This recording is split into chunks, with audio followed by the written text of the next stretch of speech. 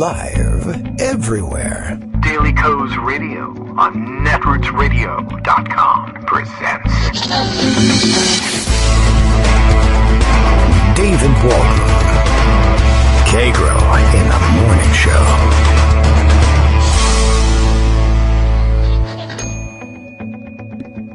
Now, here's David Waldman. Hey, good morning, everybody. How you doing? It is Thursday, August 13th, 2020. Look out, everybody. It's Thursday the 13th, but it feels like Friday the 13th. That's the way it goes in pandemic time, but I think we'll be able to get away with this one today. Let's see. Plenty to catch up on, of course.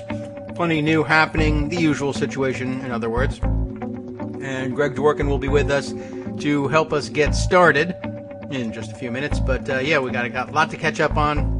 A couple of stories that particularly stand out to me. Things I wish I had been able to fit in yesterday. It bothers me for the whole day afterwards when I put aside a story that says, I think this will become a hot story and I think we ought to alert people to it first thing in the morning, and then we don't get to it. And then of course, the good news is you get the news anyway. I see it starting to bubble up and I say, I saw that this morning and I really wanted to make that a point of bringing that up. Well, we'll get to that later on. So you can spend the next couple of minutes guessing what that particular story was. There are many new ones. There are many old ones that are only newly tucked away that I missed the first time around. Plenty of, let's see. We can add to our growing list of school closures in states where schools opened way early, too early, or opened at all, which was a huge mistake. I've not been entirely clear on some of these early looking openings. Some states, down further south, they tend to open the schools a little earlier than the rest of the country. And I'm wondering whether these schools were ordinarily open this early or whether they thought they would get an early start on things for fear that they might have to lock down again. Or I don't know whether the thought was that or whether the thought was, let's make up for lost time from last year.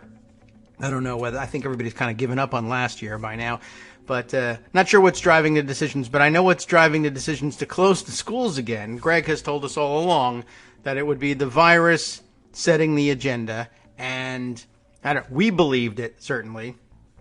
And, unfortunately, the school board members, or the decision makers anyway, in some of these states decided not to believe it. In some cases, they did believe it, but were forced by the crazy governor to reverse themselves.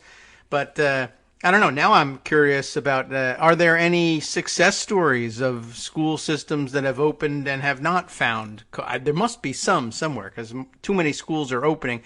Originally, I just thought very few schools were opening this early, and we were just finding that it was basically 50% chance or better that within a week or so you would find out that there was enough coronavirus in your school system to shut it down. So it's become a long and growing thread, a continuing thread of mine on Twitter, just saying, oh no, not again, except every time I find another one, I add the word again. So, the second, third, fourth one you find, no, not again.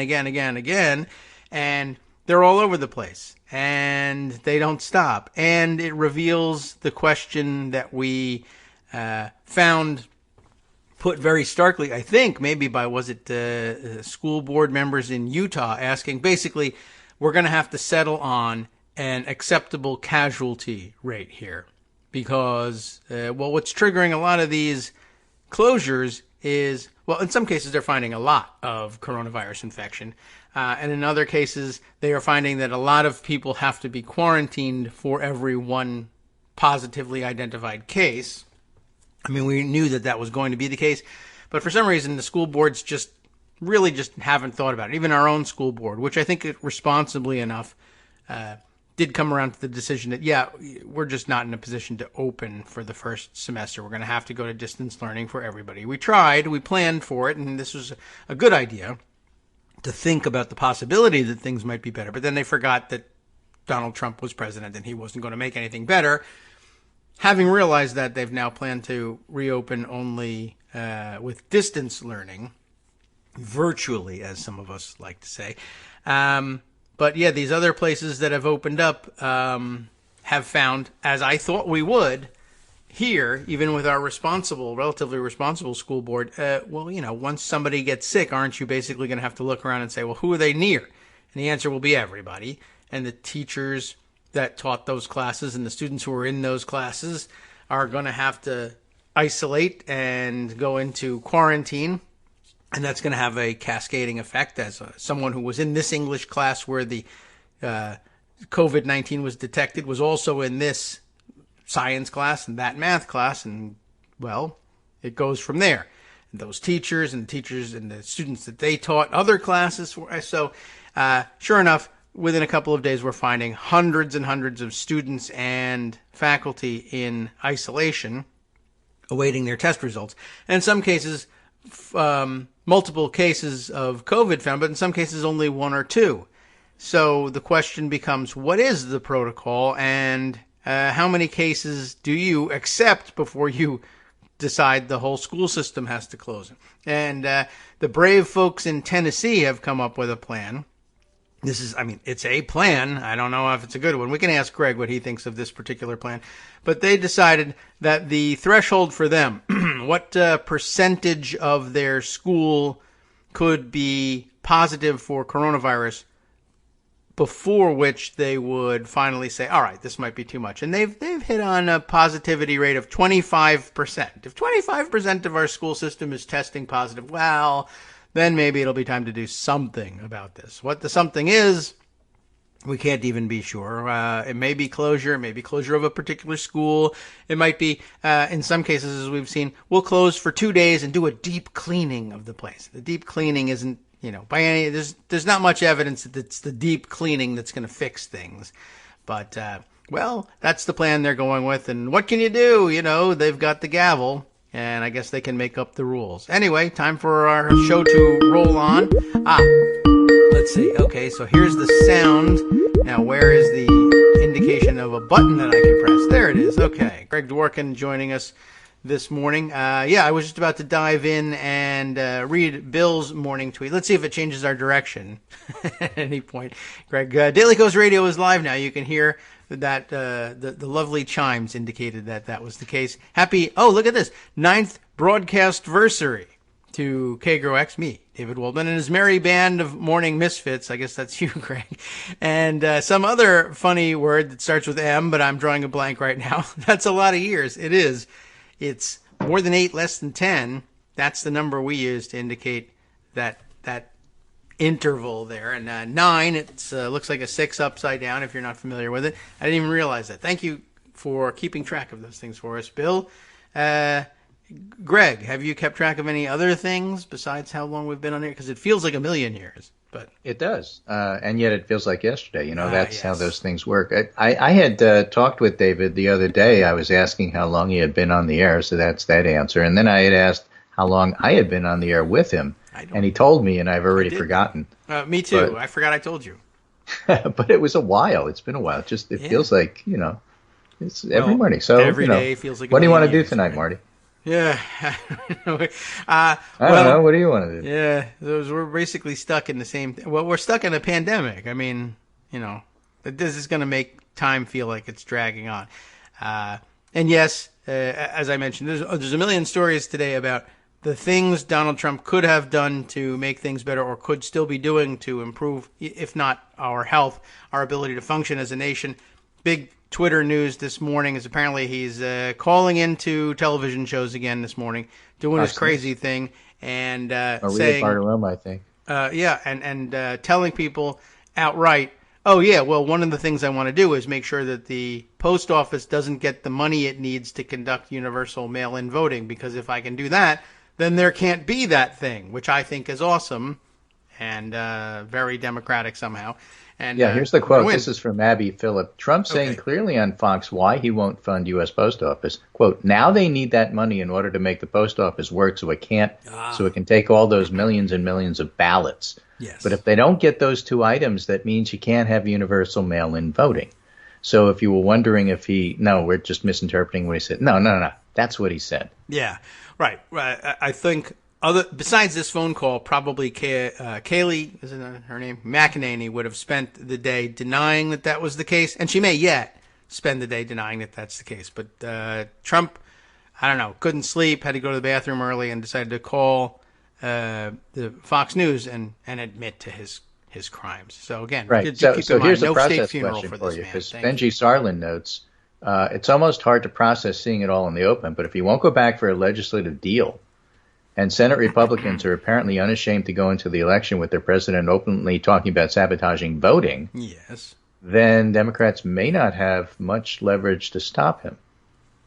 True. I don't know what it means for the but election. Josh Barrow brings up, but the government has to be funded starting October 1st. Yes, that leverage? no, maybe.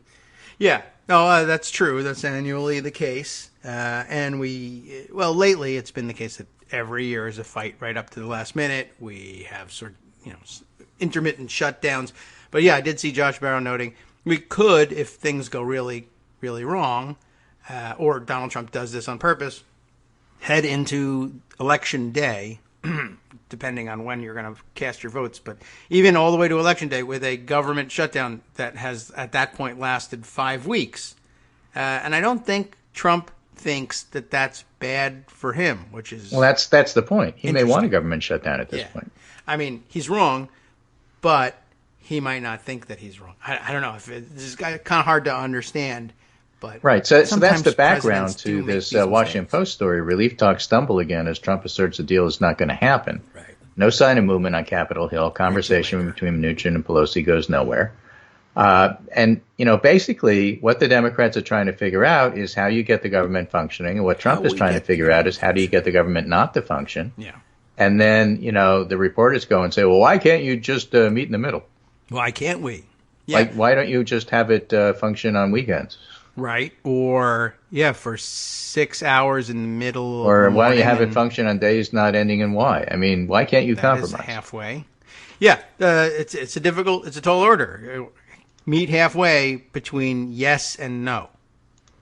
Okay. I mean, I know that ordinarily people just say, well, the answer is maybe. But I mean, if the question is the government functioning, maybe is not a real answer. Right. The thing is, there are so many Republicans that are dependent upon winning by using mail-in ballots. I don't understand what Congress is doing.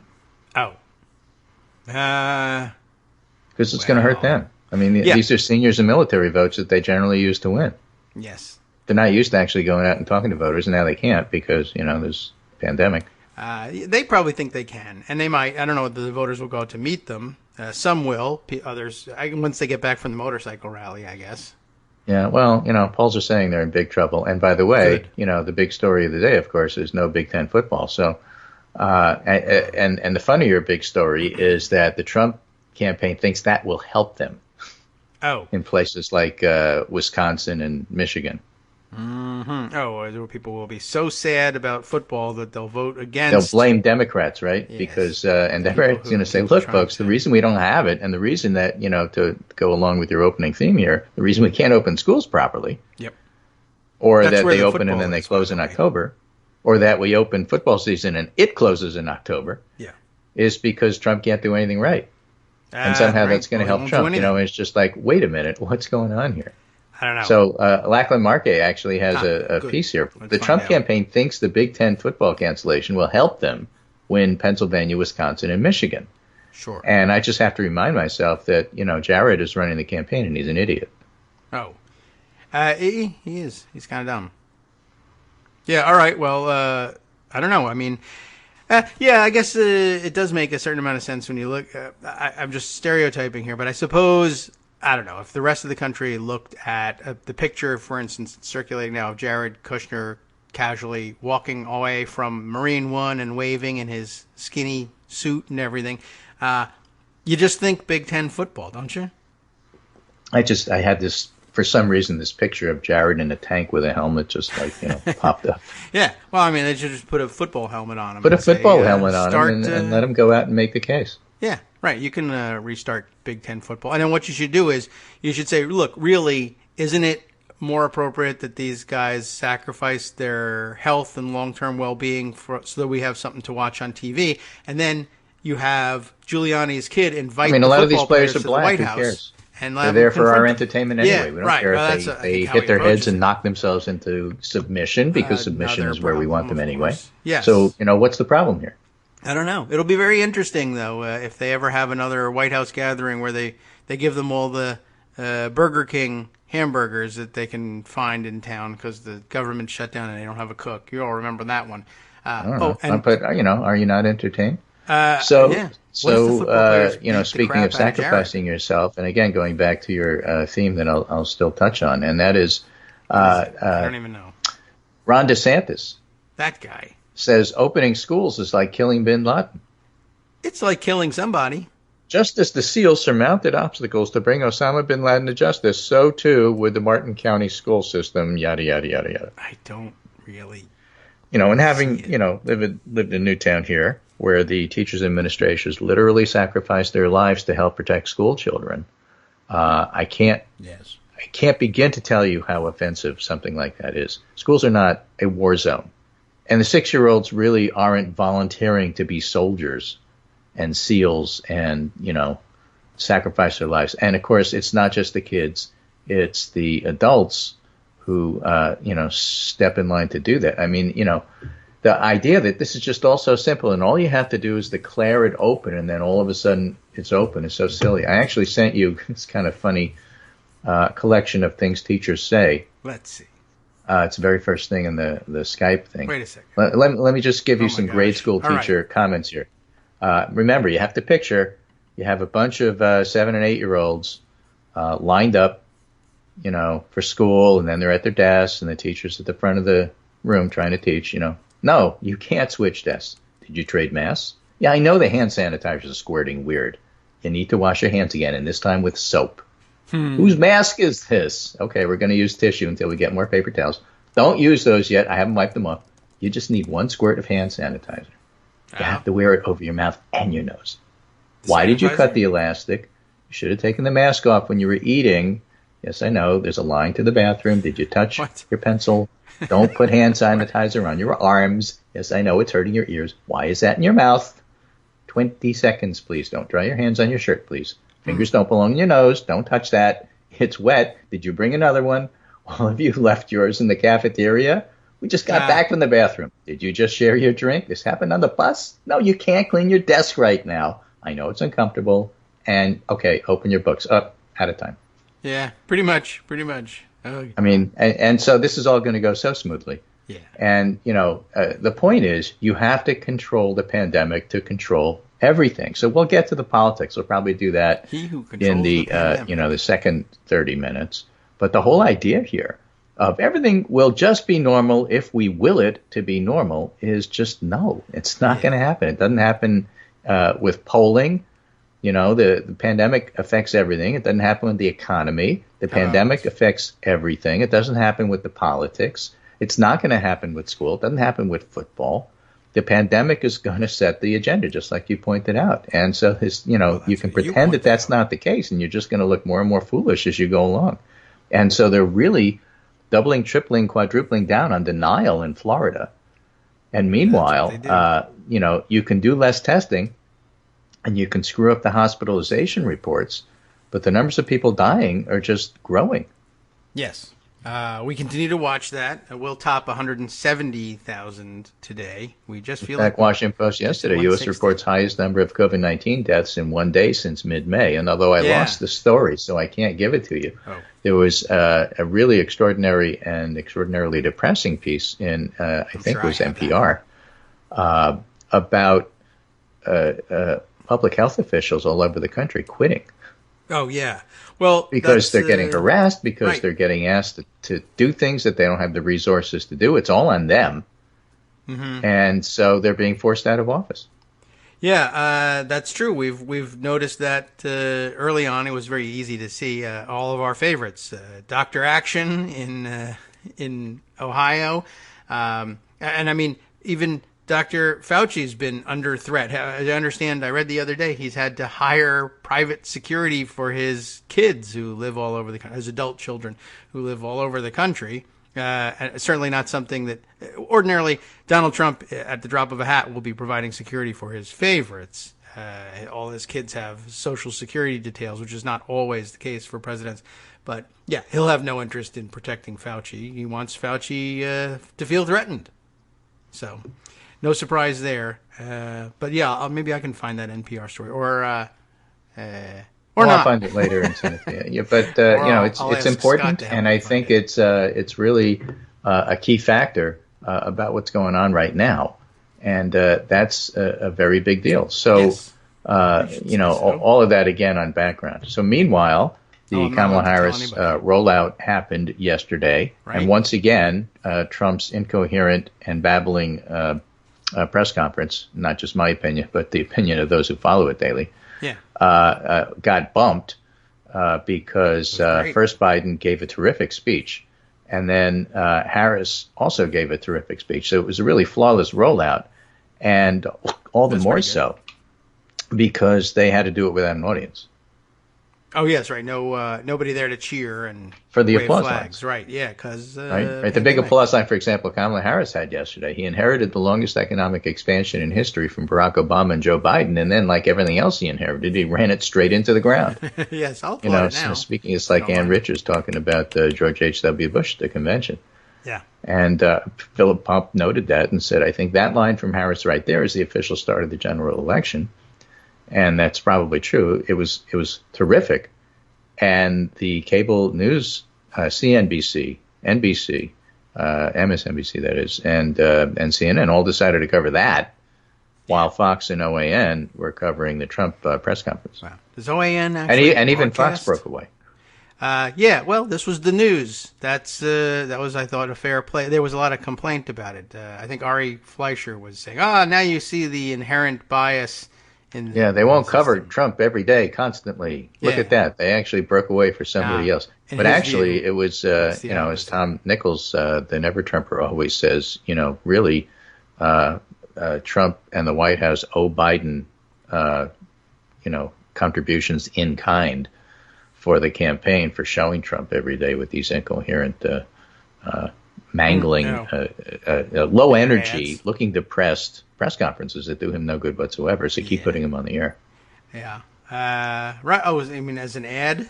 Yeah. Yeah. Okay. I guess that's true. I did You see. can't do something better for the campaign if you're the Biden campaign Yeah, than have right. Trump on the air with these press conferences that are just so bad. They are pretty bad. I saw somebody put together a great video compilation pointing out that not only are they bad, but that he begins each one with a set script, and it's the same script each day.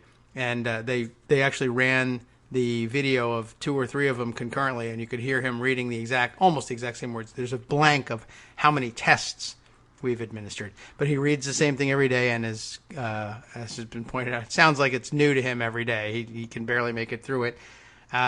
No energy for it, but apparently that's what he thinks he needs to lead with, and then from there, then he just launches into a Q&A session about how much he hates Joe Biden.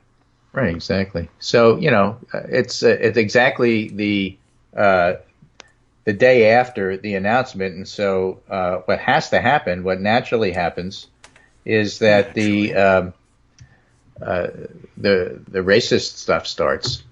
He's a racist. So. Trump is having trouble figuring out exactly how to attack Harris. He can't decide whether she's a cop and that's bad, or whether she's a leftist and that's bad. Josh Hawley was attacking her for being a tool of Wall Street, while Ronna McDaniel was attacking her for being a radical anarchist.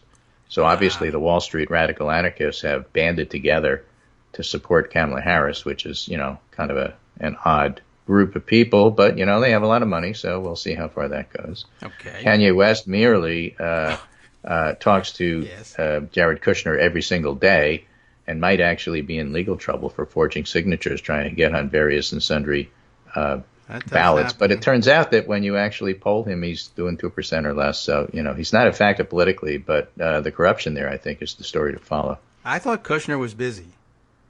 Well, he does a lot of things. He's got a lot of Middle East peace. He's got a lot of things he's juggling. Kanye. Then we have this Newsweek story here, some questions for Kamala Harris about eligibility. So obviously you have to wonder whether or not she's actually eligible to run. Just saying.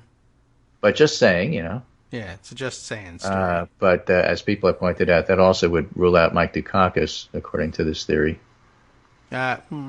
Okay. I'm not sad about that. To be eligible for the office of senator, one must have been 9 years a citizen of the U.S. If Harris was not a citizen at birth, we would need to know when, if ever, she became a citizen. So you got some birtherism thrown in here. Her father's biographical page at Stanford University identifies his citizenship as Jamaica by birth, U.S. by naturalization, but there's some dispute over whether he was in fact ever naturalized. Where did that dispute begin? I'm not aware of that dispute. And also unclear whether Harris's mother ever became a naturalized citizen. If neither was naturalized, or at least not naturalized before Harris's 16th birthday, then she would have had become naturalized herself. She'd have to be in order to be a citizen, and doesn't appear to ever have happened. But without it, she can't be 9 years a citizen before her election to the U.S. Senate. If only that were grounded in something. Then they'd really be onto something. Now, the author of this piece says, I have no doubt the significant challenge to Harris's constitutional eligibility will be dismissed out of hand as so much antiquated constitutional tripe. Because it's antiquated constitutional tripe. But the concerns about divided allegiance that led our nation's founders, yada, yada, yada, yada, yada. Dr. John Eastman is the Henry Salvatori Professor of Law and Community Service and former dean at Chapman University Fowler School of Law, and also the 2021 visitor scholar in conservative thought and policy at the Benson Center for the Study of Western Civilization, University of Colorado Boulder, and Claremont Institute. And Federalist Society. And political nutjob. Yes. All right. So, that was super interesting. In case you were wondering, I guess the bottom line of that is at one point it was once questioned whether you really got to be a citizen just simply from birthright. And now we accept that. But at some point in the past, that was not always accepted. But now it is. And what if the people who know Kamala Harris were alive during the time when it wasn't always accepted? That's essentially what the argument comes down to, and it doesn't really particularly work very well. But just or as Jamal Green points out, the pattern is if it's Obama or Harris and you're black, then you have to ask the question. Hi, it's me, David Waldman, your host for Kagro in the Morning, and I've learned that I either need to update these announcements more often or stop saying that the announcements are brand new. What's not new is that this message, too, is a call for your support in keeping the Kagro in the Morning show on the air. My thanks go out to all of you who do support the show through your donations. The stats say that Kagro in the Morning fans download our program about 2,000 times each weekday. But our donors make up only about 8% of our daily listeners. Patreon.com, Patreon.com, makes it simple to make easy, secure, recurring monthly contributions to support our show. Patreon.com/KagroX gets you straight to our donation page. If we're helping keep you sane during the Trump era, consider what that's worth. $1 a day? 50 cents? One thin dime? We do about 20 shows a month, so pick a number, do the math, and head to patreon.com/KagroX to let us know. Thanks again, everyone, for all your support.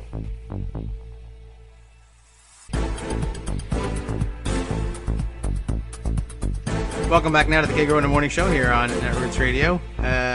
Just a quick pointer on coronavirus, since we're in the middle of a pandemic. Maybe I can bring this up. Just a headline that I thought was a Onion headline that isn't, although they may have used Onion in cooking this stuff later on. Brazilian chicken wings tested positive for coronavirus in China.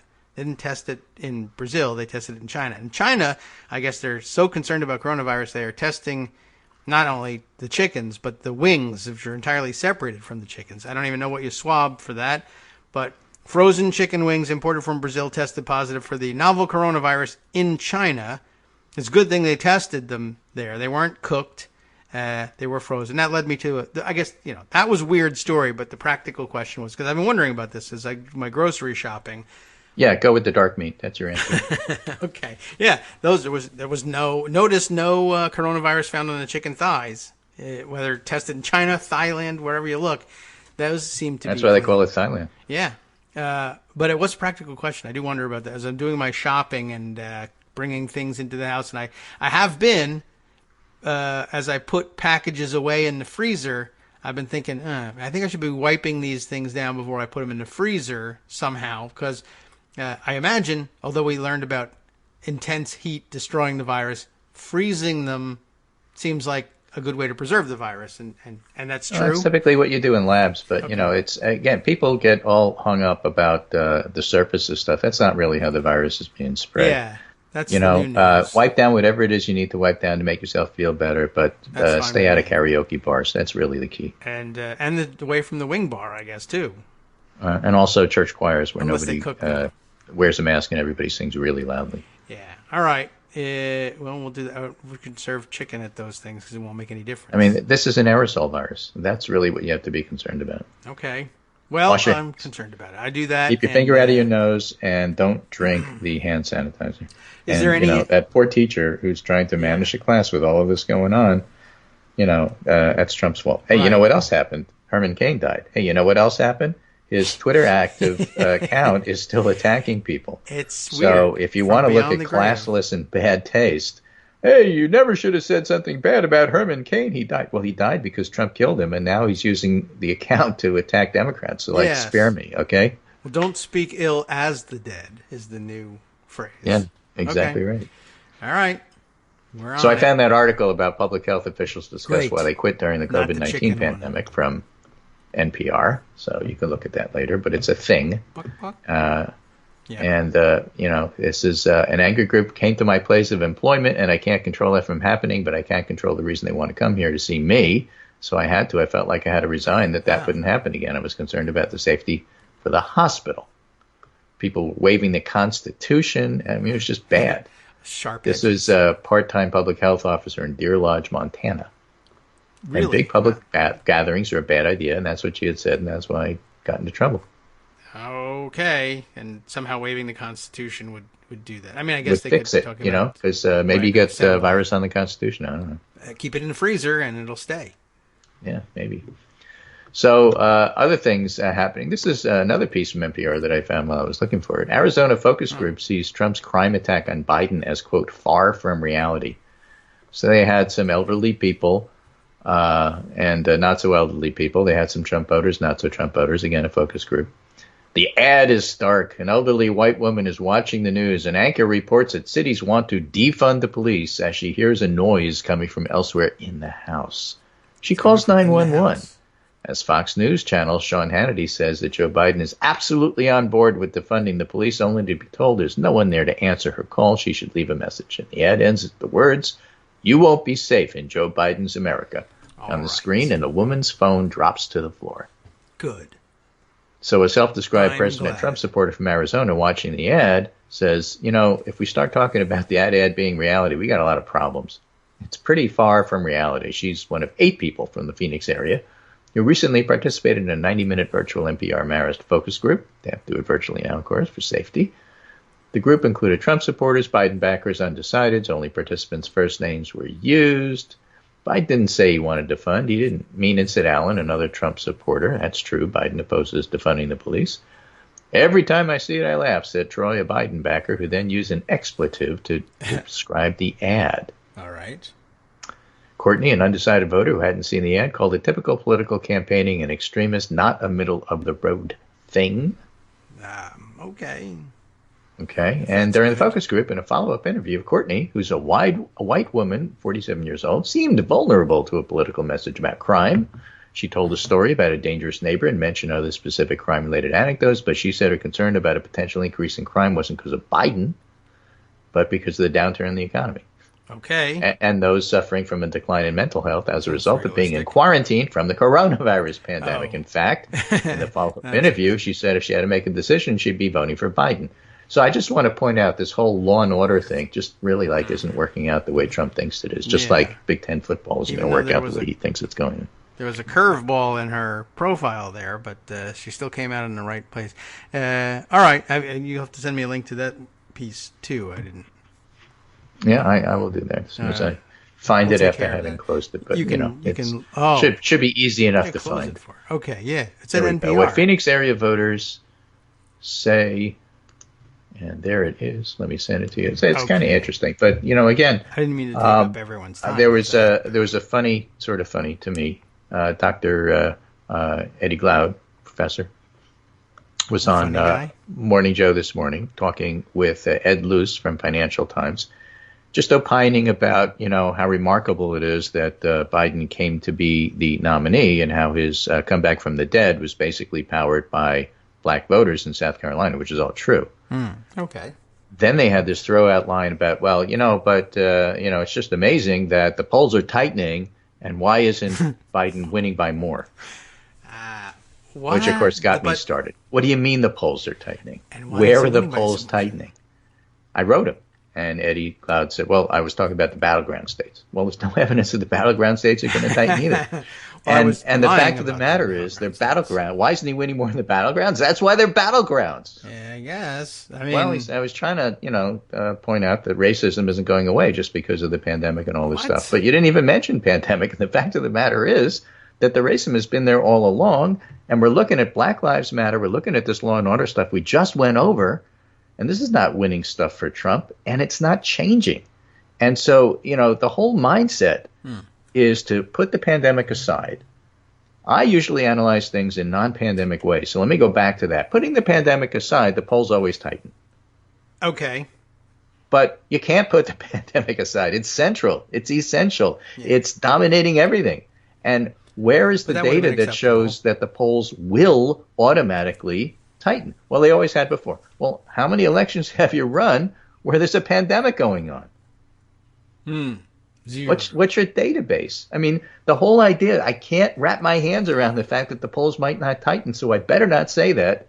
The conventional wisdom is that the polls always tighten, so that's what we're going with, because who could argue with that? Well, right. Now, but and that would have been an acceptable, almost acceptable place to start, except that where he started was the polls are tightening. Now, the polls aren't tightening. You think they will tighten, and further, because reasons. There's no law that says that they're going to, and they must.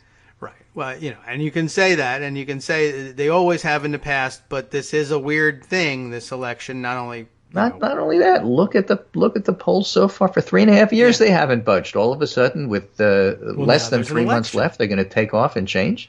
I don't think that would convince them, just because that's, traditionally, I don't know, somehow as the election day approaches, people freak out and make up their minds or switch sides, whatever the magic is they think that leads to these things. But you can do what you do and rely on the lines you rely on. Just remember to add the caveat, but this election is totally different from any other, and not just because it's another, a different year. There's a pandemic. One of the candidates is maybe the worst candidate and human being and president who's ever run for re-election. So you might factor that into it too. But no, the polls aren't tightening.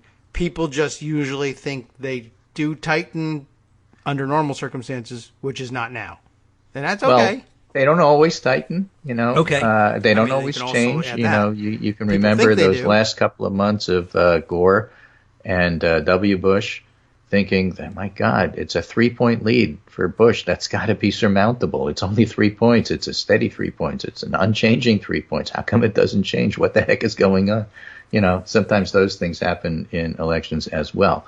But, I got a better question, again, from NPR. That you should be asking, and not whether the polls will tighten or not. Things will take care of themselves, and you don't really have a whole lot of choice about what happens. They happen. This you have a choice about. Okay. One tough question for Department of Justice: if Biden is elected, do you prosecute Trump? Yes. Okay, that was easy. Is there? But they make a whole argument that's tough. Why? Because it's uncomfortable. In a recent interview with NPR's Lulu Garcia-Navarro, Biden said, "I'll not interfere with the Justice Department's judgment whether or not they think they should pursue a prosecution." But he hastened to add that an administration pursuing criminal charges against his predecessor would be a very unusual thing, and probably not very, how can I say it, good for democracy, to be talking about prosecuting former presidents. Yeah, now, that's great. Obama said he didn't want to get hung up on prosecuting wrongdoers, so he never went after W. Right. Then they invited me to the White House, and I told them they should do it, and then what happened? Instead, Obama told ABC News at the time his instinct was to make sure those practices never happen again. That's a great I don't believe instinct. anybody's above the law. On the other hand, I also have a belief that we need to look forward as opposed to looking backward. Yeah, well. But Trump's an unusual case, so we what do tried you do? it your way. So, right? I mean, like I would say to them, and I think he realizes it, well, we tried it your way once, and, Once? What do you mean once? Yeah, all the time. True. We've always tried it your way. We've always tried it your way. Are you talking about not prosecuting W? Yes, that we only tried what once. about Pimentel Gerald himself Ford not prosecuting necessarily. Nixon? That was even more famous and another even one. bigger. That's a different guy. I wasn't there at the White House that time. That's true, but I'm just saying, we always do it that way. Yeah, no, that's actually true. There's still a debate as to whether that was a good idea because, look what happened. Watergate. Well, Watergate didn't do anything. It was just a principle that was involved here, not actual laws.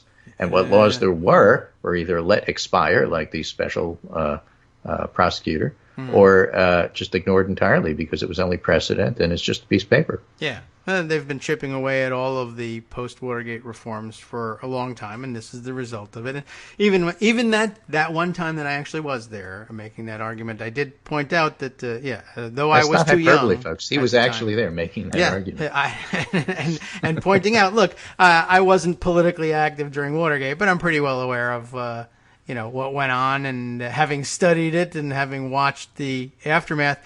There's a pretty direct line from that to, let's say, even to the way we handled the Iranian hostage crisis and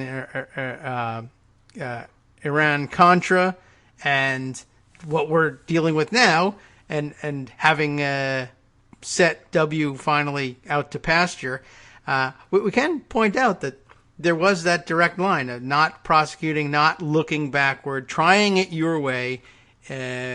Post 1974 didn't really result in any concrete advances for democracy into the 80s, and handling things according to the same game plan in the 80s didn't really clean things up for now either. About every 15 years. It cleaned it up so much that General Mike Flynn was probably most famous in Trump world for leading locker-up champs. Yeah, right, true.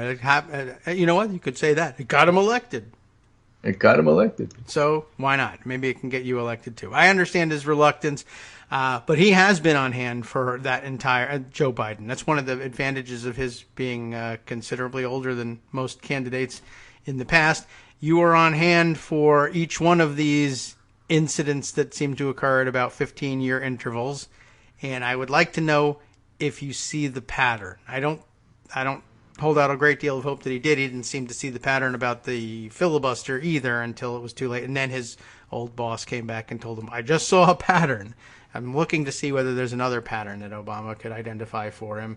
And here's another pattern for give you. him Trump a House permission Republicans structure. embraced candidate who's made racist statements drawing attention to the party's tolerance of bigotry. And, of course, we're talking about the QAnon lady from Georgia, Marjorie Taylor Greene, whose name's going to be famous. She's going to replace Steve King as the poster child of everything that's wrong with the Republican Party. Yes, unless she's outpaced by one of the others that have yet to win election. Right. Greene promotes the QAnon conspiracy theory, whose followers believe Trump is battling a cabal of deep state saboteurs of his administration who worship Satan and traffic children for sex. Yes, and food. The Jeffrey Epstein, it's not me, it's you crowd. Yeah. Maybe that's where a lot of this stuff comes from. Child trafficking stuff. Yes, maybe. I mean, it did happen. Some of that did. And I don't know why they imagine that it is like the provenance of deep state actors. But, okay. I mean, there were such rumors swirling, not quite as lurid as Jeffrey Epstein, but were such rumors swirling about as far back as the 80s in the George H.W. Bush administration about his inner circle, which and everybody dismissed as crazy, and maybe they were, but it's something that's been around for a long time, and I think that in the minds of QAnon types, I suppose if they ever stumble across articles like that, they say, aha, historical precedent. Okay. Meanwhile, in your local GOP modern examples of who they are. Yeah. This is North Carolina from the News and Observer. Support your local news. Okay. Prosecutors want stiff sentence for North Carolina billionaire Greg Lindbergh's brazen bribery scheme. He should spend 14 years in prison for attempting to bribe Insurance Commissioner Mike Causey, a Republican, in 2018. In May, federal jury in Charlotte convicted Lindbergh, that's bad, a billionaire Durham businessman, of 2 corruption charges in what has been described as one of North Carolina's worst government scandals. Ever. He paid the chair of the Republican Party to funnel money to this Republican insurance official, insurance commissioner, in return for getting rid of people that Lindbergh didn't like. But the insurance commissioner was an honest Republican and went to the FBI, wore a wire, and got this guy indicted. Why do I pick on Republicans? Because the money laundering went through the chair of the Republican Party, who was a former congressman named Robin Hayes. I don't even remember Robin Hayes. Then GOP Chairman Robin Hayes agreed to assist, court documents show. So in North Carolina, this is big news. North Carolina, I would point out, is a swing state. A battleground. A battleground, as they say.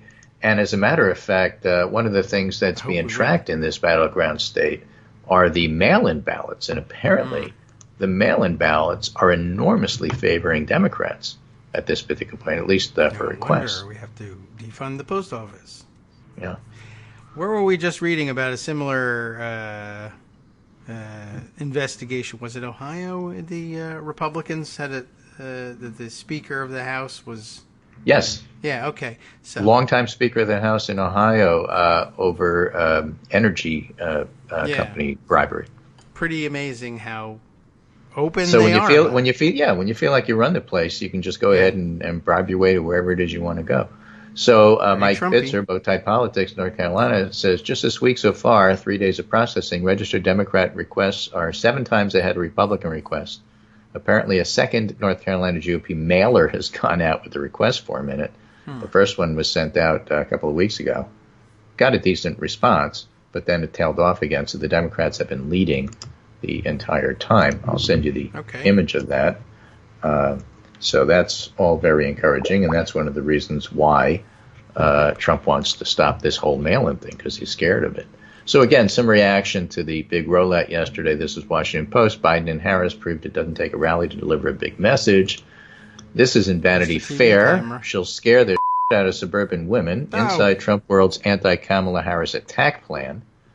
It's getting ugly, nasty, and phony is how Trump greeted the historic pick, and the campaign is revving up to attack Harris as a left-wing opportunist, but some GOP insiders are skeptical. Trump still thinks this is Ronald Reagan's America, and it's not. So he's going all in on scaring the suburbs. And the other part that's really remarkable here, this quote, he really thought Biden would choose Karen Bass, Republican briefed on Trump's thinking said. Weird. Trump's view, according to sources close to the White House, was that Biden would prefer a candidate with Bass's low national profile and one who wouldn't outshine him.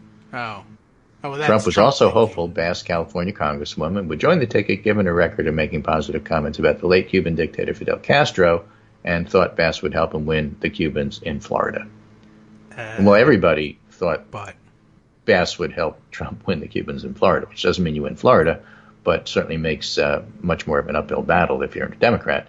And everybody else said, but he's probably not going to pick her for that reason. And in fact, he didn't. And as we talked about on the show the other day, what he did do was elevate her profile. And she may well be the next speaker.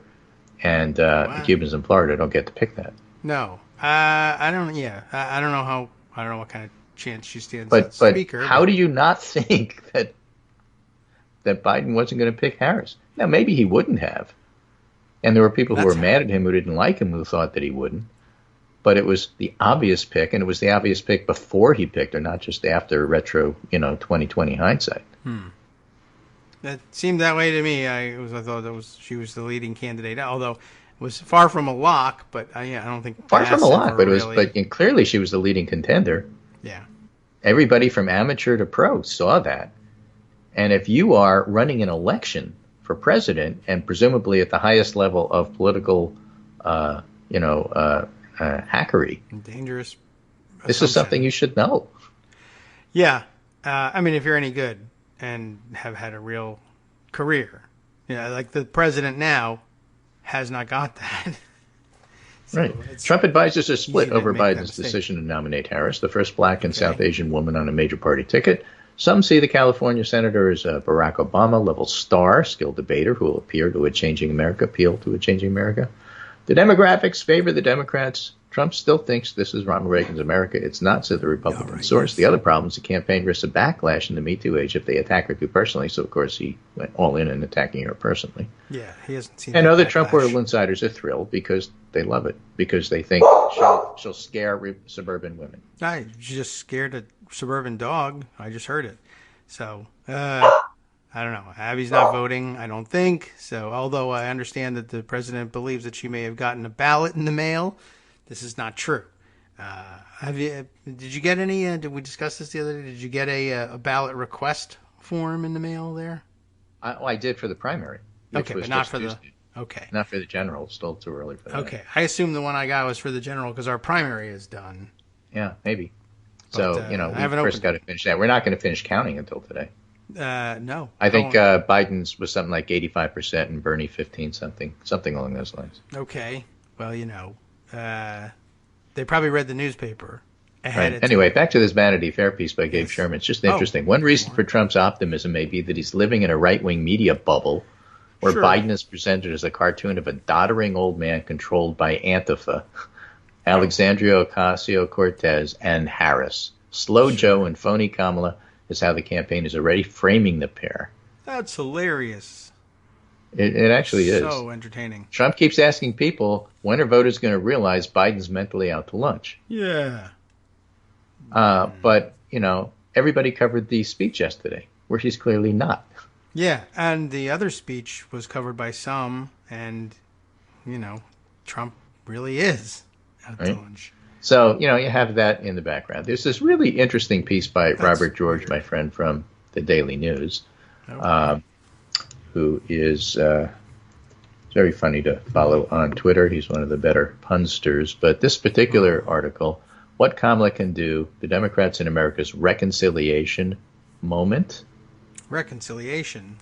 Everybody remembers the early Democratic Party debate where Kamala Harris called Joe Biden out for his personal opposition to busing in a deal-making past, which he celebrated with old-school Southern Democrat segregationist politicians who didn't just oppose busing, but pushed back against the continued expansion of civil rights for African Americans. And taking the fight to Biden, Harris said with emotion, there was a little girl in California who was part of the second class to integrate her public school. She was bused to school every day. That little girl was me, which put Biden on the defensive. If you recall, the next time they crossed paths on the debate stage, Biden crossed the stage, shook hands with Harris, and said, "Go easy on me, kid." Some called the septuagenarian condescending, but it showed two things. Number one, Biden doesn't hold grudges. And number two, he's been around long enough to know how to disarm his harshest critics with charm and graciousness. And that's what makes picking Harris as Biden's running mate not merely historic, but also smart and interesting. Age is a good balance, he says, but the individual life arcs of these two make a great story for an America once again having a racial reckoning moment. And then this paragraph, which I loved.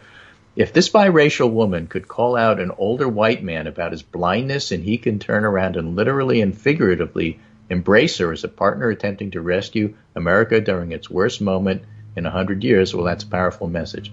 By the way, Robert George himself is black. I believe he was born in the Caribbean. Throw him out. His personality balances the others. He brings old-school, hail and well-met Catholic charm. She brings a daughter of two immigrants' steely toughness on display in several congressional hearings. Harris was one of the few to throw Bill Barr off his game in his confirmation hearings. Expect that to be revisited if and when Barr drops a pre-election Obamagate surprise. Okay. And because Biden and Harris aren't perfect, they have the opportunity to guide this conversation in a way that doesn't label all participants guilty until proven innocent. Let the reality of their own errors guide them going forward. To the extent the racial reckoning centers around criminal justice reform, Biden and Harris are front and center in messy ways. He co-wrote the 94 crime bill. She was a hard-edged prosecutor who gave rise to the Kamala's cop social media meme, which we'll touch on. And fine, lean into that reality, but embrace the humility. Biden and Harris may be uniquely, imperfectly situated to make the case. Okay. And I mentioned that because there's this article in the New York Times to follow up on that last point. Progressives didn't want Harris for VP, but they're backing her anyway. Yeah, but they also did. So they, Bernie Sanders' world wanted Warren or Bass if he couldn't have Sanders. But rather than revolt, many progressive activists and elected officials immediately snuffed out their criticisms Yeah. and instead proclaim their support. Again, I read you the Sunrise Movement endorsement of Harris yesterday. Okay. And Our Revolution, Larry Cohn, chairman, says describe Ms. Harris as extremely competent, not Warren Abbas, but I don't think it makes sense for us to criticize the reality. The articles have been talking about things like, look, the problem with Kamala Harris from a Bernie Sanders world point of view is that she's great. Okay. And because she's great, Biden's going to win. And because he's going to win, that affects who's running in 2024 or 2028. Yes. And in fact, Well, if Bernie she's will be 9 that million prominent, years old. it's her policies and not our policies that are going to be the focus. So we have to live with that. Yeah. And that's okay. That's Okay. politics. That's Good. normal. That's life. There's nothing wrong with that. All right. Well, that's an Just don't excellent sabotage her conclusion. because of it. And they're not. Well, also excellent. So, Yes. All excellent. All good. well done. I guess. I guess. Sounds good, right? You know, Yeah. I accept that conclusion on behalf of not them. I mean, they'll accept it themselves. Okay, well, that's good. I'm glad they're not up in arms. Yeah, you got a couple hours left to be disappointed that it wasn't some other magical being, and then get over it. Right. Oh, by the way, this is just to show how things are going. This is local. This is Kansas. Kansas Senator Survey USA has the Republican Marshall at 46 and the Democrat Bollier at 44. So it's a 2-point lead for Marshall and a 7-point lead for Trump, by the way, in Kansas. But Political Pragmatist notes in August of 2016, Jerry Moran led the Survey USA 52-32, and he won 62-32 because there were a lot of undecided independents who broke for Jerry Moran, the Republican. Okay. This poll, the Democrat Bollier leads Marshall 56-29 among independents. So just file that away. There's a lot happening under the surface here, especially with undecided voters, but a lot of them don't like the Republicans and they don't like Trump, and we got this pandemic and bring it on. Okay. I like how we sort of seamlessly slipped into, well, a lot of undecideds broke for them, and so how do we figure that out this time? Look at independents. That's code for, I don't know yet, as opposed to secret Republicans, which is what it used to be code for. Yeah, there are no shy Trump voters. I ain't Okay. shy. Take Right. care, and I'll Thank talk to you Monday. All right, very good. Enjoy the weekend if Trump allows it. We'll see you then. Okay. He won't outlaw. So and you know what that means. Like from now on, I'm not mailing it in, you know. Right. I'll have to show up and do the show. I can't mail it in because like post office doesn't work. That's true. You got to be careful about that. Yeah, I'm, well, I don't know. 9 years. Congratulations. Happy anniversary. Yes, thank you. And Long time. What do you want to do when you grow up? I want to take Fridays off. But it's not working out so far. Oh, well.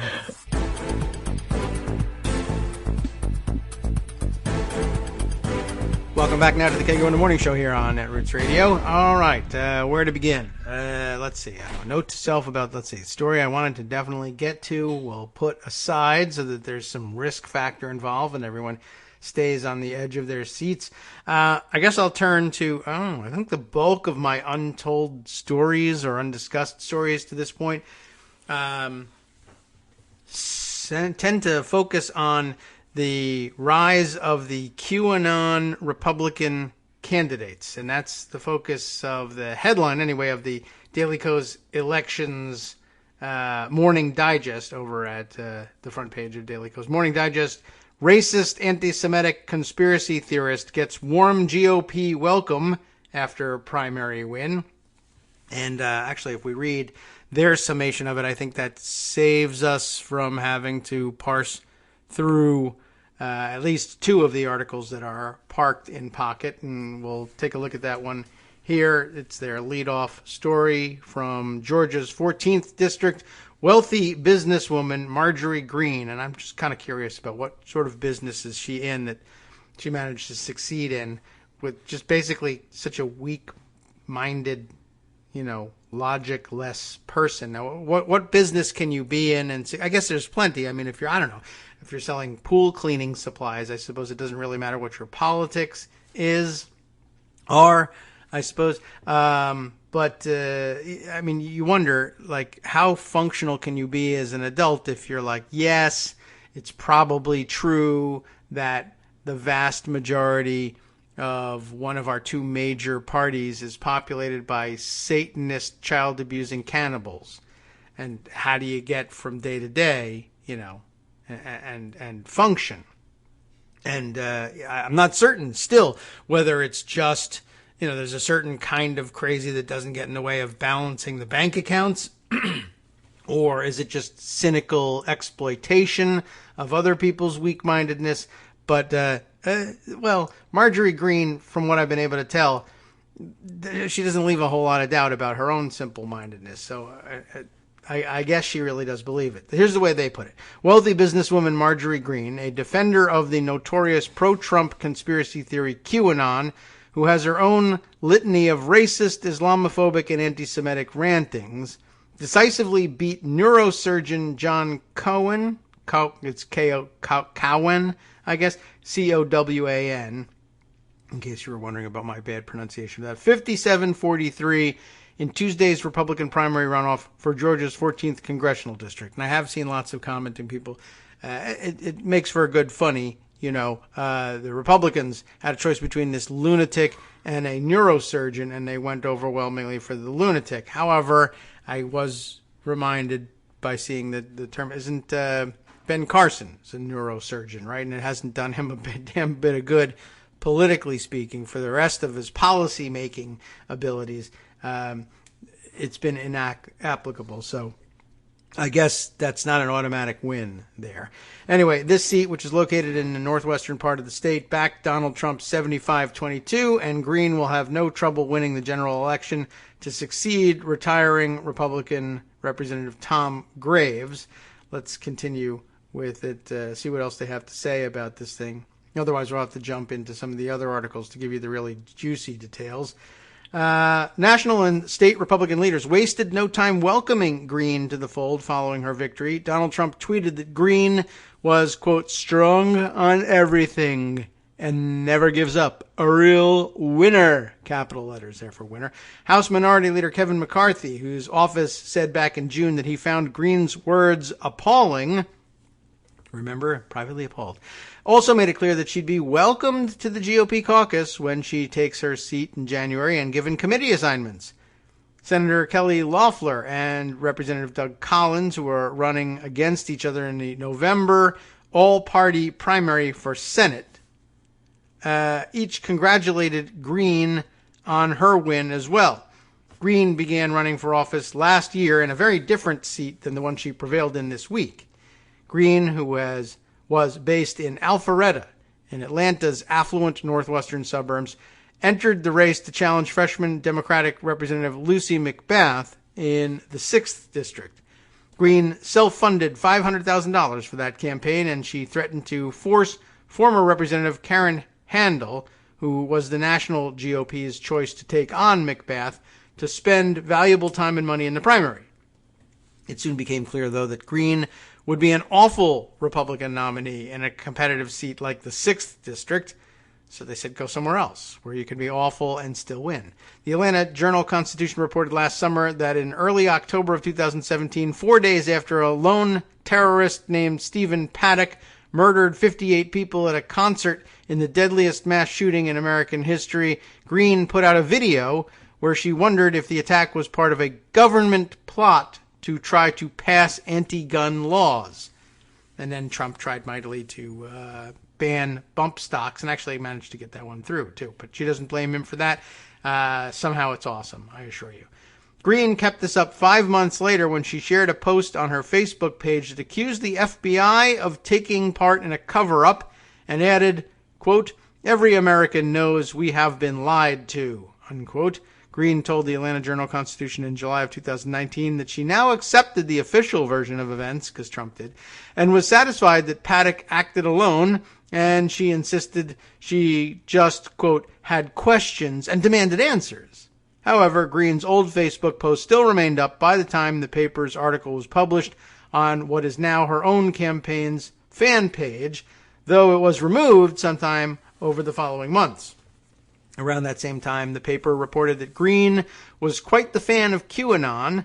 She had used her social media account to issue several tweets defending the conspiracy theory, and Green even implored her followers to send her any questions about it so she could, quote, walk you through the whole thing. And in a video that would surface later, Green said that it offered a once-in-a-lifetime opportunity to take this global cabal of Satan-worshipping pedophiles out. Hey, good. We'll never get to find out how much trouble the well-funded Green could have given Handel, because in December, Graves unexpectedly announced that he would retire from the 14th District, saying she'd been encouraged to make the switch by prominent members of the nihilist House Freedom Caucus, including Ohio Representative Jim Jordan, who is a pervo and loved selling access to his athletes to the team doctor. Just so I'd throw that one in there. Green announced a short time later that she would indeed run to succeed Graves, even though her Alpharetta community was located about 20 miles from the nearest community in the 14th District, a rural and more working-class district.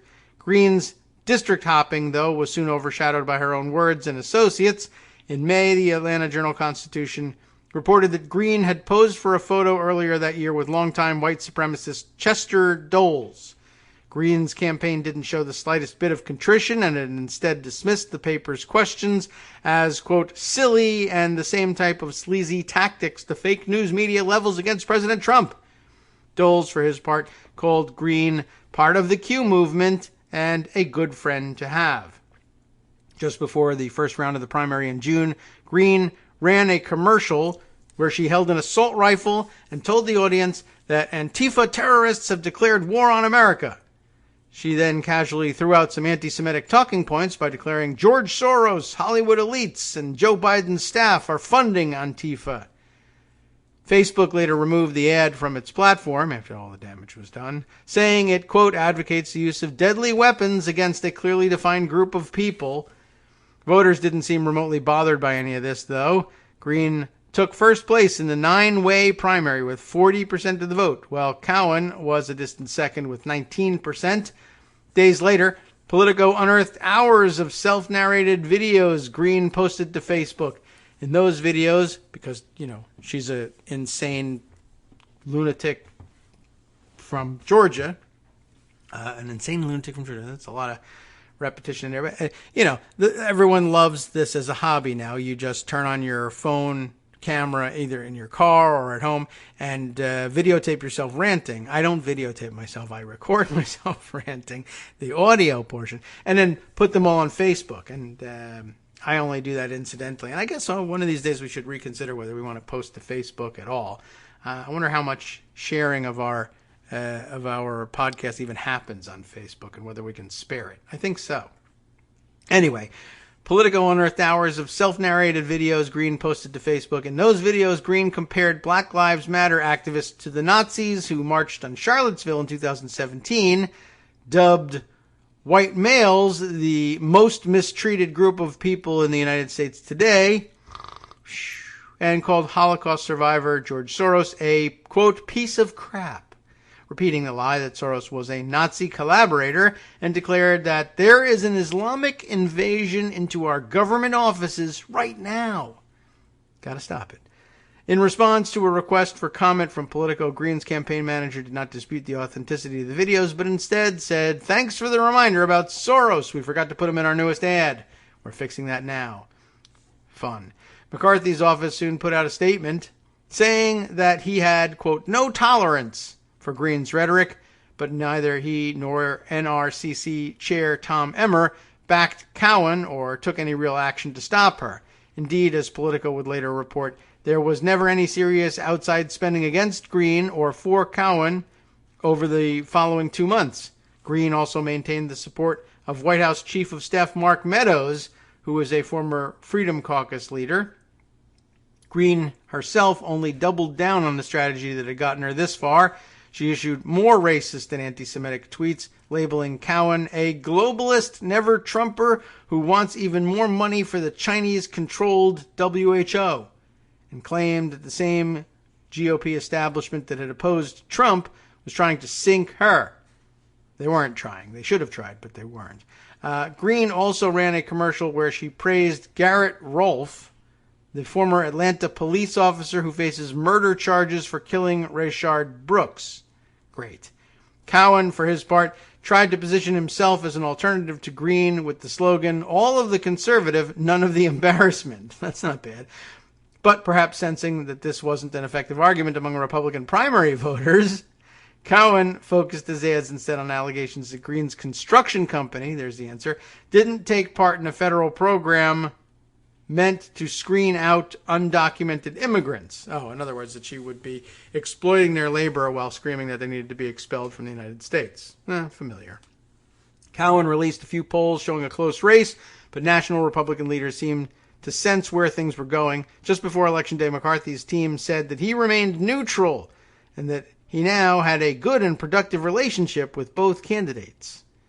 Green ultimately pulled off a convincing win against Cowan, and she didn't waste any time demonstrating that she wouldn't change now that the primary was over. On election night, Green said of Speaker Nancy Pelosi, "She's a hypocrite. She's anti-American, and we're going to kick that bitch out of Congress." What a nice person she is.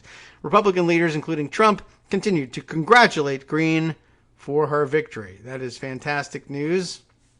Just terrific. By the way, actually, the next item in the Morning Digest is a reminder of Netroots Nation happening virtually this year. And I guess, are we talking about this week? Is that I'm so out of it and not following that development? But I guess, we all ought to be aware of what we can tune into virtually and follow along on the various panels and discussion groups. So good reminder there.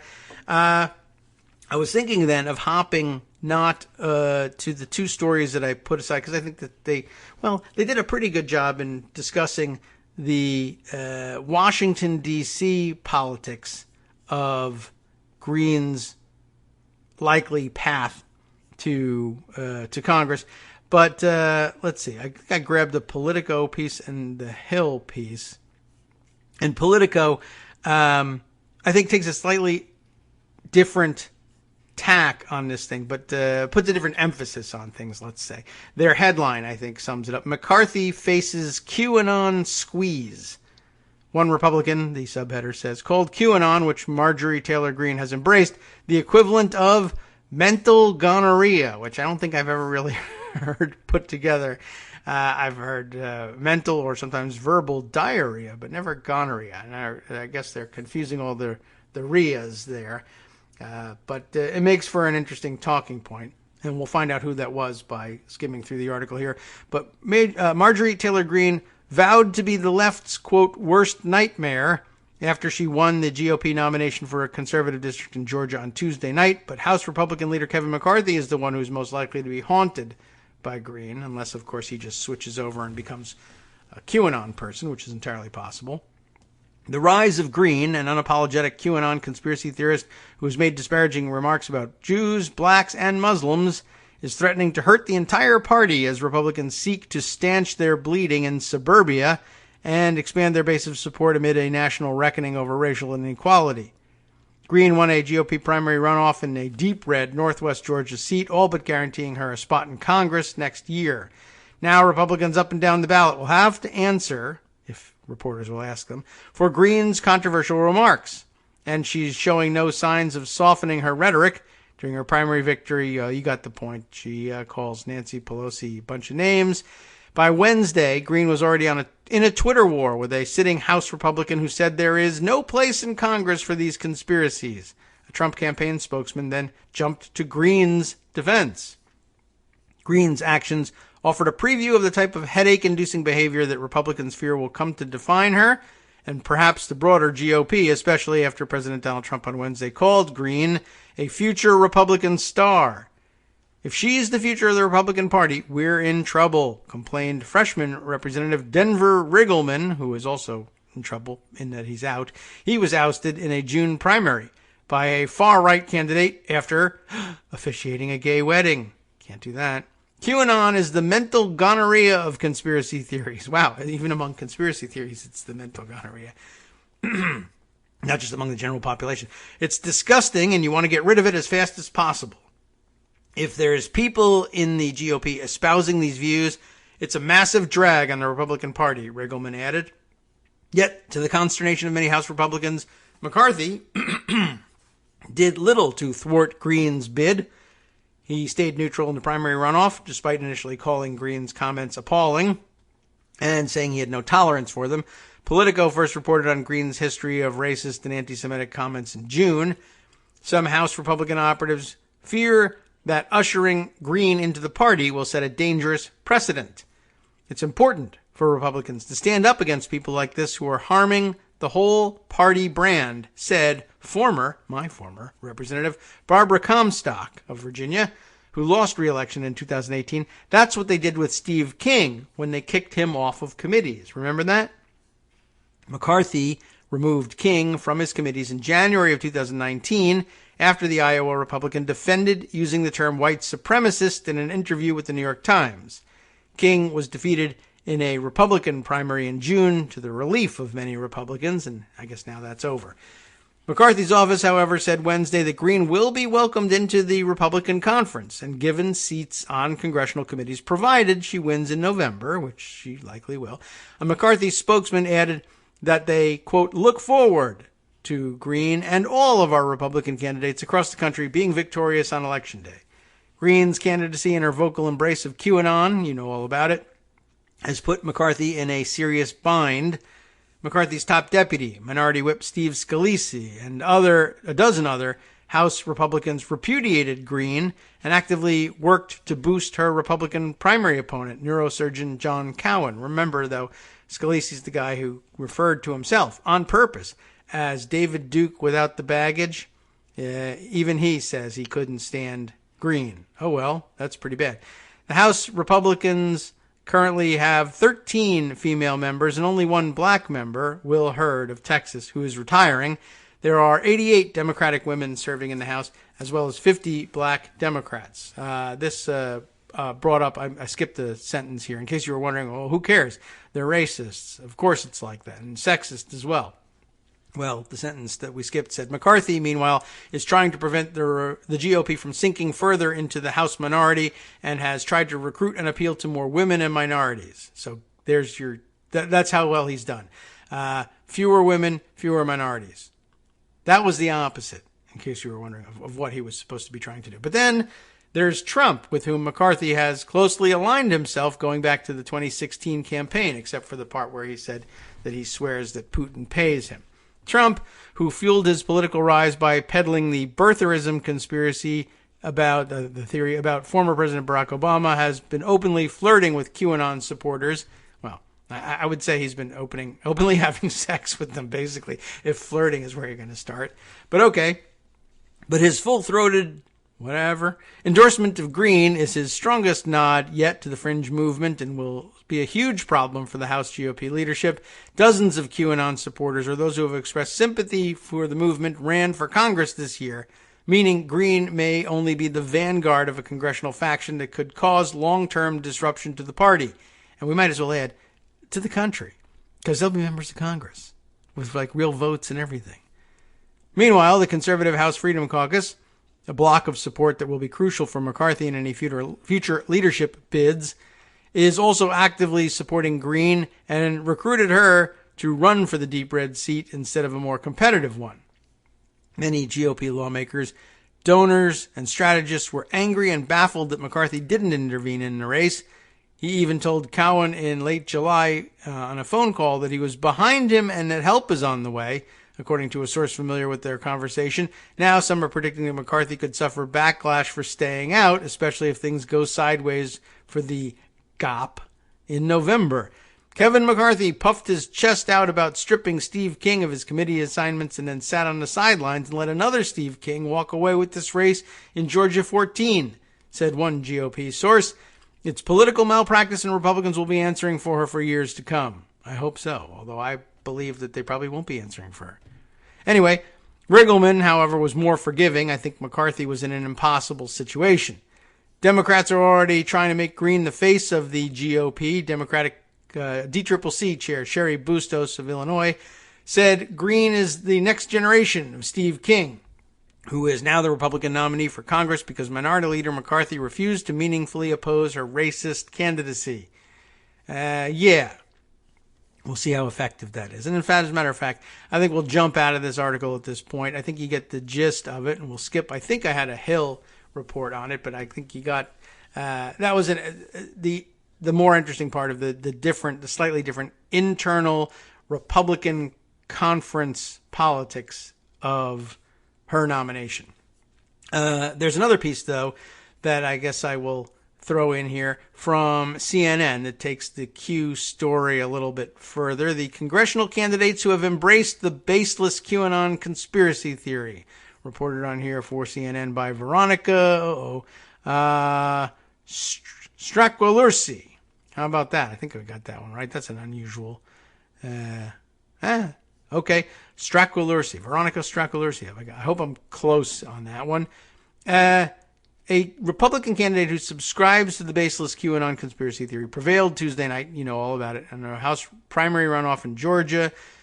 Once again, Mean Marjorie Greene is the candidate they're talking about. What started 3 years ago as a conspiracy theory born on the internet's dark fringes has moved into the mainstream, with candidates like Greene espousing and promoting QAnon theories and phrases as they seek political office on a major party ticket. QAnon's main theories claim that dozens of politicians and A-list celebrities work in tandem with governments around the globe to engage in child sex abuse. Followers also believe there is a deep state effort to thwart President Donald Trump. Another QAnon theory is that Trump will arrest all his wrongdoers, like Hillary Clinton, and send them to Guantanamo Bay. There is no evidence for these claims. It's unclear who was behind the posts, or if the ones that followed were posted by the same person. But followers believe Q, you know this basic background, but why not? In case you're new to the show or haven't heard this before, Q is a person. That's what they believe. That's not true either. And that this person is a knowledgeable person because of his or her claim to be to security clearance within the U.S. government. In other words, a government insider with intimate knowledge of classified intelligence information. Besides Greene, a few other candidates on the November ballot have expressed support or sympathies with QAnon without calling themselves an outright believer. There's Marjorie Taylor Greene. Any new details on her? Not really. Just basically her recognition of QAnon. They asked if she was a follower of QAnon. She responded by saying, in part, "I am committed to my allegiance to the United States of America. I, like many Americans, am disgusted with the deep state who have launched an effort to get rid of President Trump." That's a yes, in other words. Yes, I'm against all of those things, and I will work hard against those issues. So there's more. There's listed here, Joe Ray Perkins. In May, Joe Ray Perkins, J-O, Joe, won the Republican nomination for U.S. Senate in Oregon.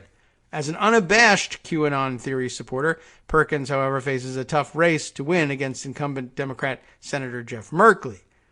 In a video posted to Twitter following her victory, she showed support for QAnon. How? By saying their stupid slogan, "Where we go one, we go all," she said, using the conspiracy's catchphrase. "I stand with President Trump. I stand with Q and the team." That's pretty blatant right there. "Thank you, Anons, and thank you, Patriots. And together we can save our republic." By jumping into a meat grinder, I guess. Her campaign deleted the video soon after and released a statement saying she would never describe herself as a follower. But Perkins, in an ABC News interview, went against her own campaign by reiterating her support for QAnon. She's very Trumpy. She later posted a video in June on her taking the oath tied to the conspiracy.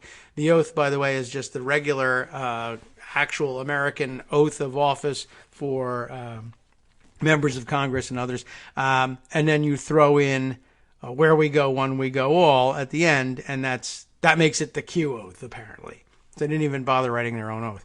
Lauren Beaubert is another such candidate, a political newcomer. Can you believe it?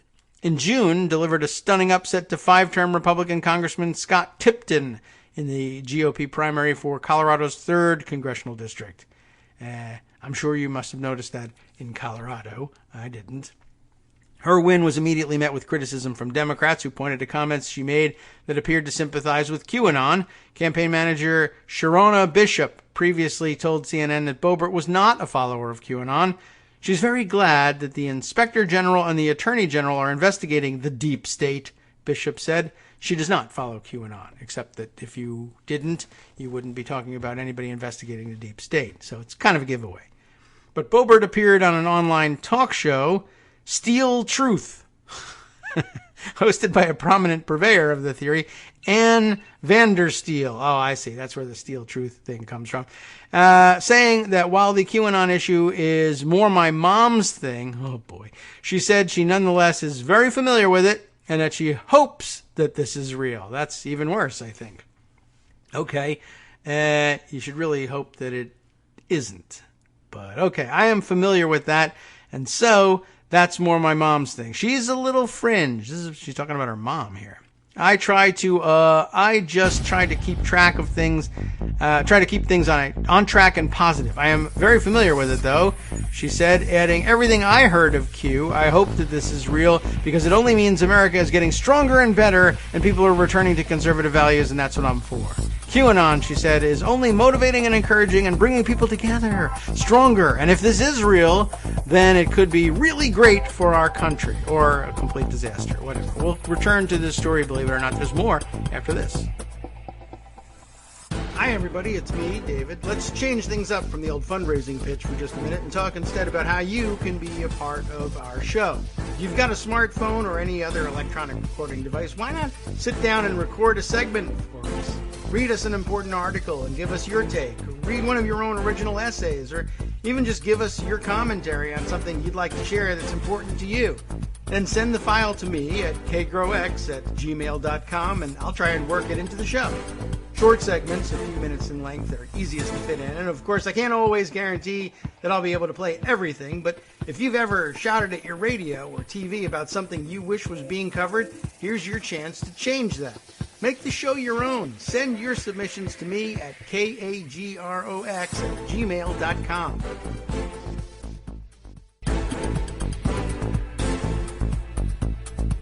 Welcome back now to the Kagro in the Morning Show here on Netroots Radio.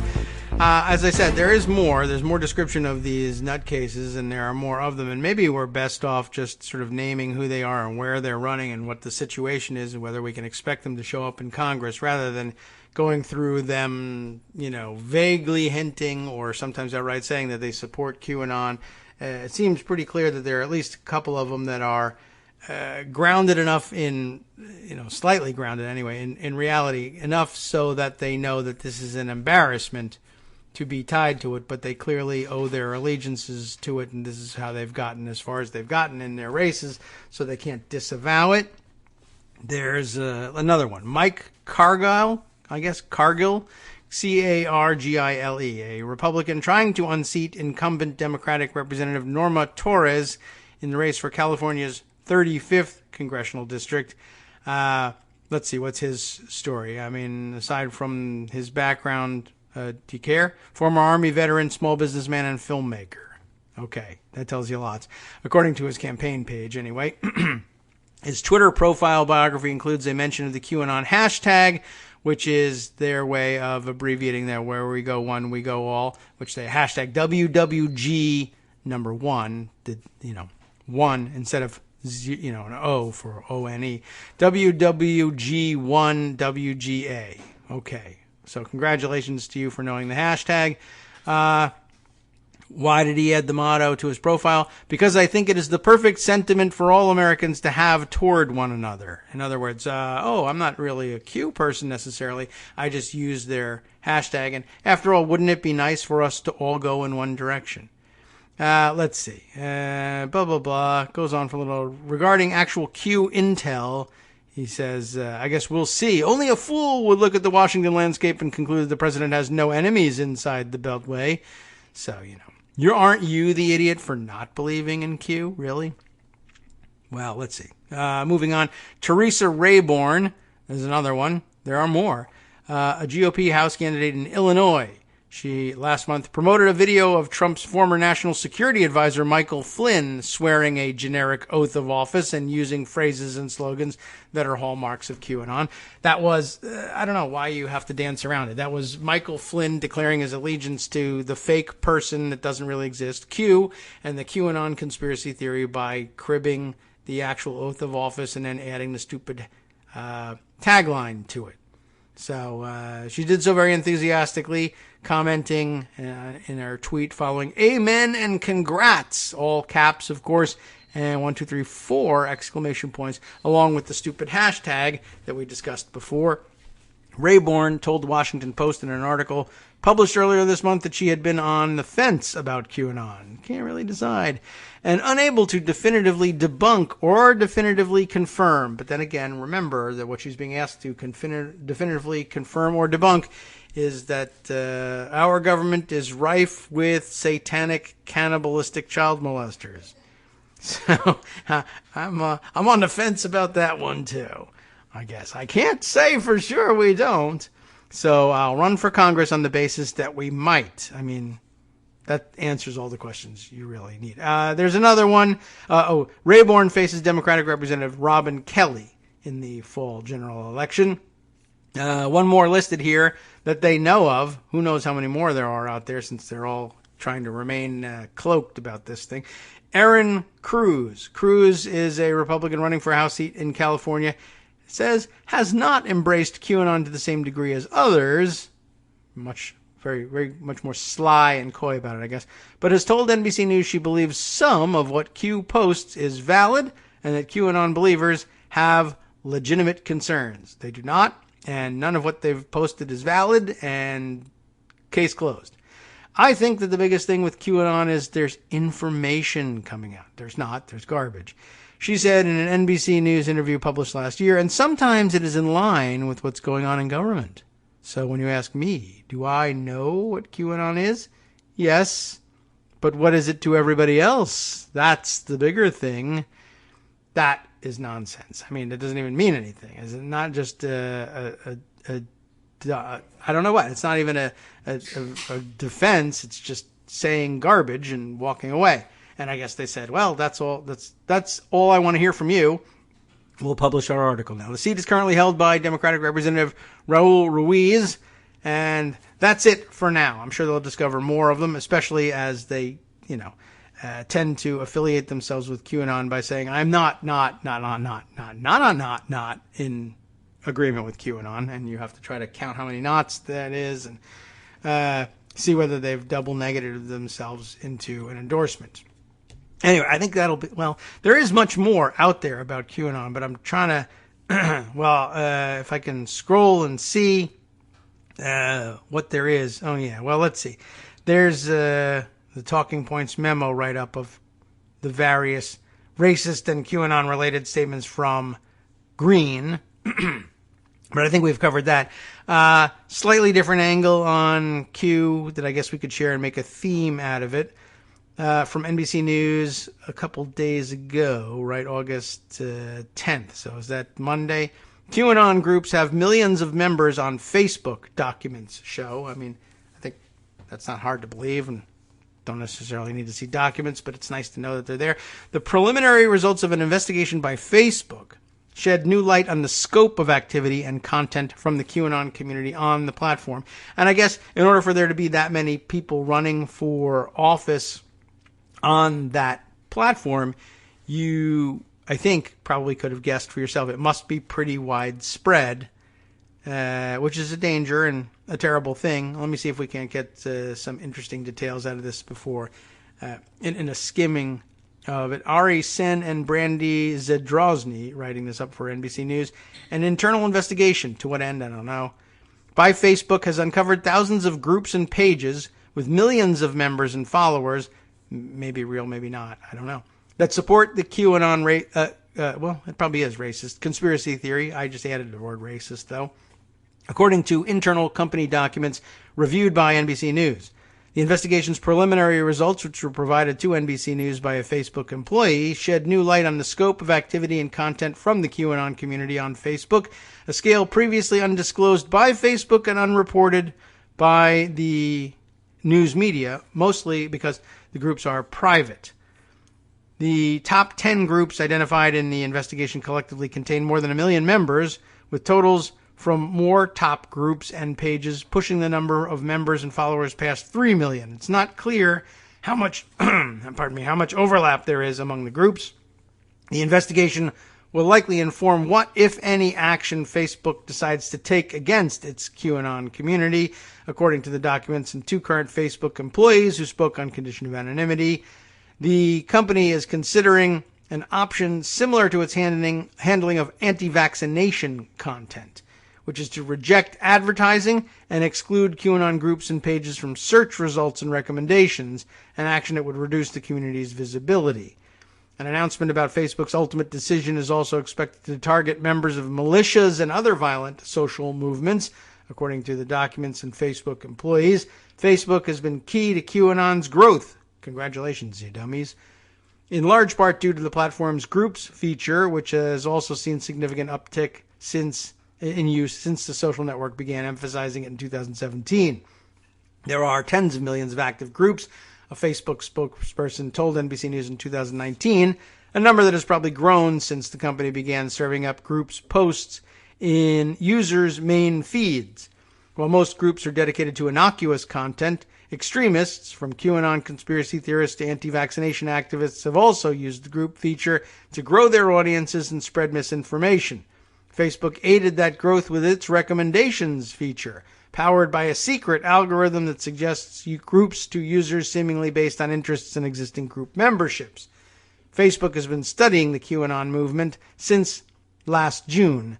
In July, a Facebook spokesperson told NBC News that the company was investigating QAnon as part of a larger look at groups with potential ties to violence. Those ties have been demonstrated by their violent acts, by the way, but whatever. I guess we'll study it a little more. A small team working across several of Facebook's departments, found 185 ads that the company had accepted, praising, supporting, or representing QAnon, according to an internal post shared among more than 400 employees. The ads generated about $12,000 for Facebook and 4 million impressions in the last 30 days.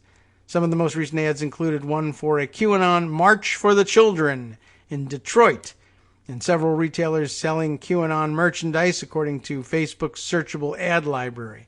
Many now inactive QAnon ads also ran recently on Instagram, which is owned by Facebook. Most of the Instagram accounts that ran those ads were abandoned or removed, according to the ad library. A Facebook spokesperson said the company has routinely enforced its rules on QAnon groups. We'll see about that. Sounds like crap, basically. But generally speaking, let's see. Down at the bottom of the piece here, it says, last week Facebook removed 35 Facebook accounts, a whopping 35, 3 pages and 88 Instagram accounts that operated from Romania and pushed pro-Trump messages, including the promotion of QAnon. So that gets around to the heart of the matter. Is a lot of it might be fake. The whole theory, of course, is fake, but a lot of the followers may be fake or bots or just fake accounts or what have you. And a lot of the content may, at this point, be foreign in origin. But, didn't really have to be foreign in origin for it to be so stupid and dangerous that it should have been recognized a lot earlier for removal by Facebook. But apparently they are looking to increase their fortune some $12,000 or so at a time. All right. Well, I know that there's more QAnon content out there that I have skipped to date, but I think we can probably be done with the QAnon for the day. Now I guess this would be a good time to try and find my way back to the article that I wanted to share yesterday and didn't get around to doing, and then I started to see it creep into the discussion on Twitter, and I was sorry I hadn't told you about it ahead of time, but at least that means that you did get the information.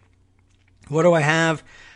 We were reading from this publication just the other day, Defense One. You remember Defense One? And there's about 19 pop-ups I have to get out of the way. Defense 1, pop-ups 10. This is how this score is running so far. This piece from John Nagel and Paul Yingling. Spelled not quite like the beer, but more phonetically than that, believe it or not.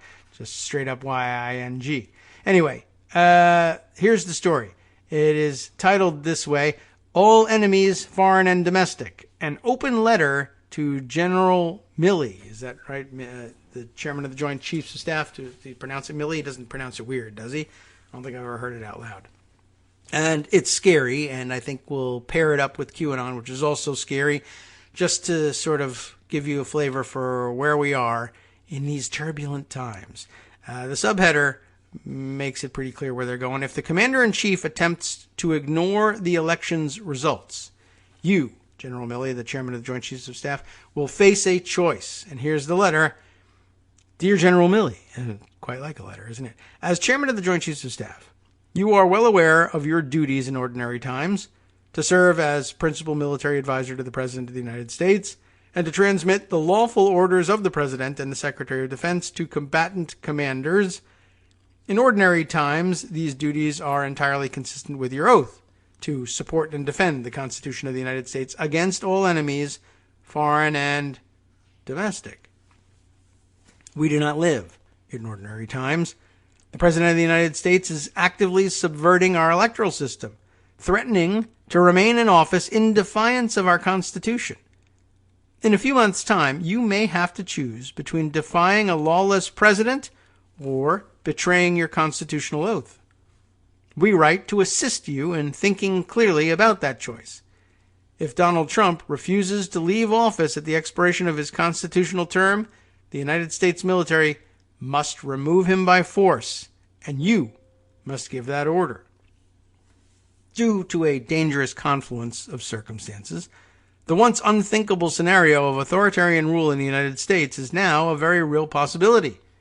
First, as Mr. Trump faces near certain electoral defeat, he is vigorously undermining public confidence in our elections. Second, Mr. Trump's defeat would result in his facing not merely political ignominy, but also criminal charges. Third, Mr. Trump is assembling a private army capable of thwarting not only the will of the electorate, but also the capacities of ordinary law enforcement. When these forces collide on January 20th, 2021, the U.S. military will be the only institution capable of upholding our constitutional order. I'm curious about exactly how they think the private army is constituted and whether it is the unidentified, supposedly federal officers of the sort that were recently occupying Portland. Is it militias? Is it partially QAnon types? Or does it just happen to exist in parallel with QAnon types? I don't know.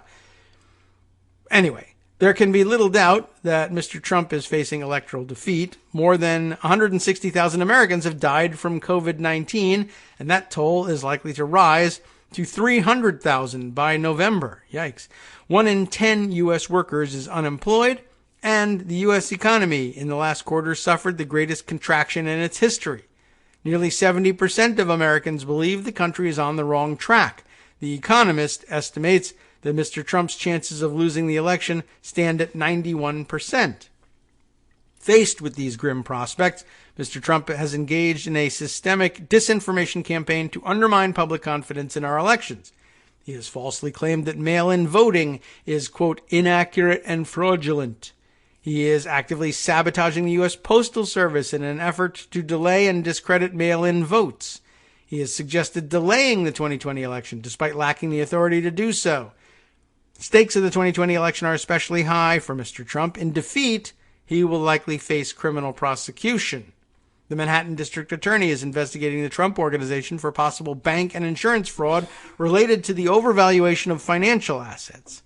New York's Attorney General is conducting similar investigations, having successfully subpoenaed Trump's financial records from Deutsche Bank. Mr. Trump allegedly pressured the U.S. ambassador to Great Britain to pressure the British government to move the British Open golf tournament to Trump Turnberry Resort in Scotland. This incident is but one of many examples of self-dealing that may lead to federal criminal charges against the president. Given this dizzying array of threats, not merely to his political prospects, but also to his liberty and wealth, if he has any, Mr. Trump is following the playbook of dictators throughout history. He's building a private army answerable only to him. When Caesar faced the prospect of a trial in Rome, he did not return to face his day in court. He unleashed an army personally loyal to him alone on the Roman government. No student of history, Mr. Trump, nevertheless, appears to be following Caesar's example. The president's use of militarized Homeland Security agents against domestic political demonstrations constitutes the creation of a paramilitary force unaccountable to the public. The members of this private army, often lacking police insignia or other identification, exist not to enforce the law, but to intimidate the president's political opponents. These powerful cross-currents, Mr. Trump's electoral defeat, his assault on the integrity of our elections, his impending criminal prosecution, and his creation of a private army, will collide on January 20th. Rather than accept the peaceful transfer of power that has been the hallmark of American democracy since its inception, Mr. Trump may refuse to leave office. He would likely offer as a fig leaf of legitimacy the shop-worn lies about election fraud. Mr. Trump's acolytes in right-wing media will certainly rush to repeat and amplify these lies, manufacturing sufficient evidence to provide a pretext of plausibility. America's greatest constitutional crisis since the Civil War will come about by a president who simply refuses to leave office. And remember that there are thousands of voters out there who will be already predisposed to believing that all of his accusations that there's a massive conspiracy against him are true. Our QAnon weirdos, for instance. America's political and legal institutions have so atrophied that they are ill-prepared for this moment. Senate Republicans, already reduced to supplicant status, will remain silent and inert, as much to obscure their complicity as to retain their majority. The Democrat-led House of Representatives will certify the Electoral College results, which Mr. Trump will dismiss as fake news. The courts, flooded with cases from both Democrats and Mr. Trump's legal team, will take months working through the docket, producing reasoned rulings that Trump will alternately appeal and ignore. Then, the clock will strike 12:01 p.m., January 20th, 2021, and Donald Trump will be sitting in the Oval Office. The street protests will inevitably swell outside the White House, and the ranks of Trump's private army will grow inside its grounds. The Speaker of the House will declare the Trump presidency at an end and direct the Secret Service and federal marshals to remove Trump from the premises. These agents will realize they are outmanned and outgunned by Trump's private army. Maybe, I guess this could happen this way. And the moment of decision will arrive. At this moment of constitutional crisis, only two options remain. Under the first, U.S. military forces escort the former president from the White House grounds. Trump's little green men, so intimidating to lightly armed federal law enforcement agents, step aside and fade away, realizing they would not constitute a good morning's work for a brigade of the 82nd Airborne. Under the second, the U.S. military remains inert while the Constitution dies. The succession of government is determined by extra-legal violence between Trump's private army and street protesters. Black Lives Matter Plaza becomes Tahrir Square. As the senior military officer for the United States, the choice between these two options lies with you. In the constitutional crisis described above, your duty is to give unambiguous orders directing U.S. military forces to support the constitutional transfer of power. Should you remain silent, you will be complicit in a coup d'etat. You were rightly criticized for your prior active complicity in the president's use of force against peaceful protesters in Lafayette Square. Your passive complicity in an extra-legal seizure of political power would be far worse. For 240 years, the United States has been spared the horror of violent political succession. Imperfect though it may be, our union has been moving toward greater perfection from one peaceful transfer of power to the next. The rule of law created by our Constitution has made this miracle possible.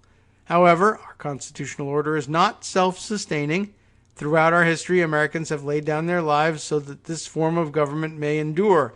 Continuing the unfinished work for which these heroes fell now falls to you. Of course, we're taking on a little bit of a jingoistic tone here, but it is Defense One. Don't forget who your audience is. Lest you forget, I, Mark A. Milley, do solemnly swear that I will support and defend the Constitution of the United States against all enemies, foreign and domestic, that I will bear true faith and allegiance to the same, that I take this obligation freely, without any mental reservation or purpose of evasion, and that I will well and faithfully discharge the duties of the office on which I am about to enter, so help me God.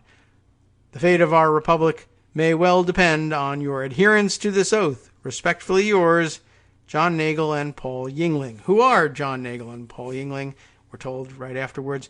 Mr. Nagel, a retired Army officer and veteran of both Iraq wars, is head of school at the Haverford School outside of Philadelphia.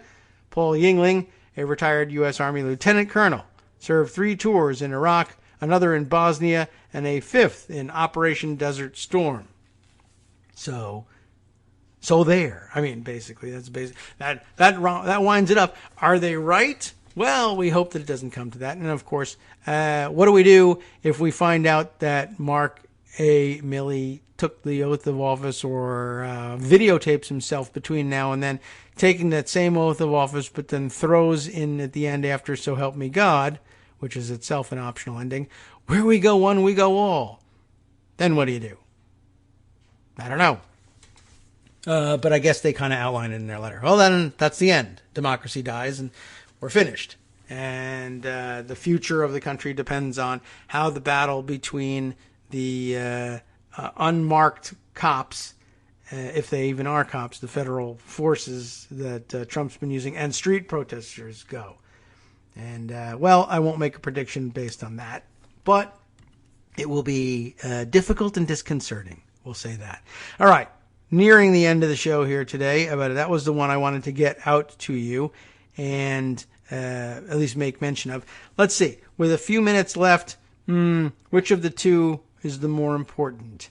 Let's see. I'll make mention of the fact that, did I make mention the other day of the fact that Russia is claiming to either have or be on the verge of completing work on a vaccine for the coronavirus. And there are lots of questions about whether or not such a vaccine would be safe if it was even real. There is that. The New York Times covered it this way. The headline I'll give you before jumping to yet another quick mention here. This is all beyond stupid. Experts worry about Russia's rushed vaccine. Vaccines are among the safest medical products in the world, but only because of the intense rigor of the clinical trials that test their safety and effectiveness. The worry, as reported here by Carl Zimmer, is that maybe they didn't bother going through all of those protocols. Maybe they just don't care about them in Russia, or maybe it's all fake, or maybe it would be the greatest thing in the world to Vladimir Putin's mind if the most infected country in the world of any major size, anyway, the United States, quickly adopted this vaccine. It isn't a vaccine, and poisoned themselves and all dropped dead. Well, what could be better for destabilizing America than that? It's a legitimate concern. He's a KGB officer, and he frequently murders people with poison. But other than that, there's really no basis for worrying too much. I'm sure they wouldn't do that. That would be outrageous. Then we'd all be mad at them. Another quick story that I'll throw in here, just before we run out of time. Trump won't be hosting the G7 summit this fall, and that's a good thing, is the opinion of Josh Rogan, who wrote this up. But, I think we kind of left it open at some point. The rest of the world, of course, doesn't want to attend. The leaders not feeling safe in coming to the United States, full of coronavirus as it is. And, of course, they never really did nail down exactly where they would host the thing. Plus, Trump manages to continue to insist that he'll invite Russia to the group that they are not a participant in anyway, because something, and we have such a good relationship, and he needs guidance, I guess, and he wants Vladimir Putin to come here and give him a back rub, but it's not going to happen. Anyway, I just thought that, we'll throw that out there for consideration. I'll read you the first couple graphs of this thing to get a sense of what's going on in Josh's mind here. President Trump casually announced Monday that he would prefer not to host a Group of Seven summit at Camp David before the election, as had been the plan for months. That's weird. These comments came as a complete surprise to most of his own staff, not to mention the governments of the other 10 countries involved. But the summit was already shaping up to be a debacle, so delaying or even canceling it is probably a good idea. Trump has shown a mix of disdain and disregard for the G7 throughout his presidency.